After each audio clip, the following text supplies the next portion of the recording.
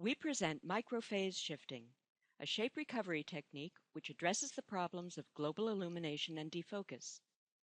Microphase shifting belongs to the class of structured light triangulation techniques. The key idea is to project patterns limited to a narrow high-frequency band.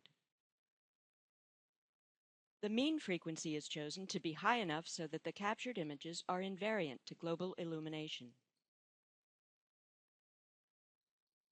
On the other hand, the frequency bandwidth is narrow enough so that the images are invariant to defocus. Despite all the frequencies being high, it is possible to simulate a disambiguating low frequency by combining the high-frequency phases. This is different from conventional phase shifting, where the patterns have a broad band of spatial frequencies. Consider this V-groove.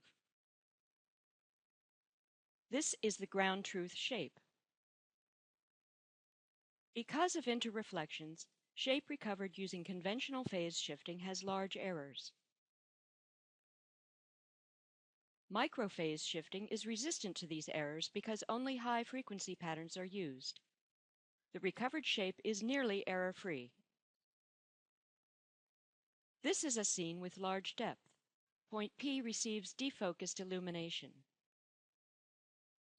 For microphase shifting, all the frequencies have approximately the same amplitude. For conventional phase shifting, the amplitudes are different due to defocus. To account for this, a large number of input images are required. In contrast, microphase shifting requires only the theoretical minimum number of input images. Let's look at some experimental results for scenes with global illumination and defocus. First, we consider interreflections. This is a ceramic bowl.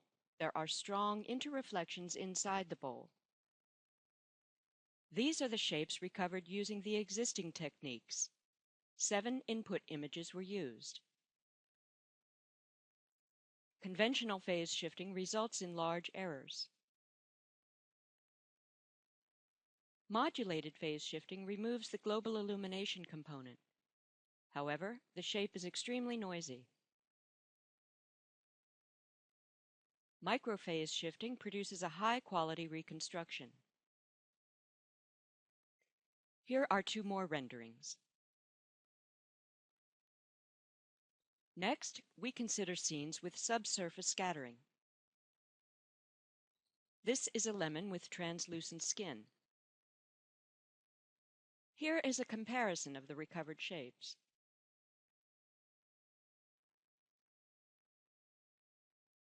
This is another example with subsurface scattering, a marble statue. This is a comparison of the depth maps. Shape using microphase shifting is much more accurate as compared to existing techniques. Next, we look at large depth scenes which have projector defocus. This is a bunch of Russian dolls. Shapes recovered using both conventional and modulated phase shifting have holes in low albedo regions. In contrast, shape using microphase shifting is accurate. This is a book cover.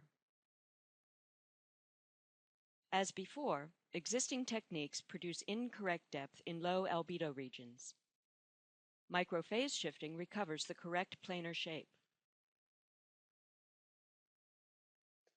Microphase shifting can also handle scenes with multiple global illumination effects. This is a wax bowl. This is a challenging scene because it has both interreflections and strong subsurface scattering.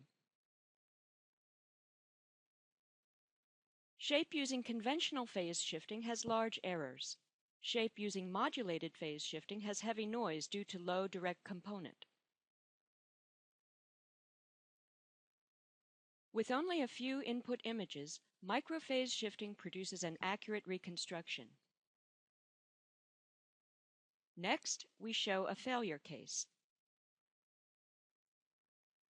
This is a shiny metal bowl with high-frequency specular interreflections. The light transport in this case is not low frequency. As a result, shapes using all the techniques have large holes and errors. In summary, we have presented a shape recovery technique which addresses the problems of global illumination and defocus. The key idea is to project frequencies limited to a narrow high-frequency band. With microphase shifting, it is now possible to measure the shape of complex scenes using a small number of input images. For high-resolution results, please look at the attached PowerPoint file.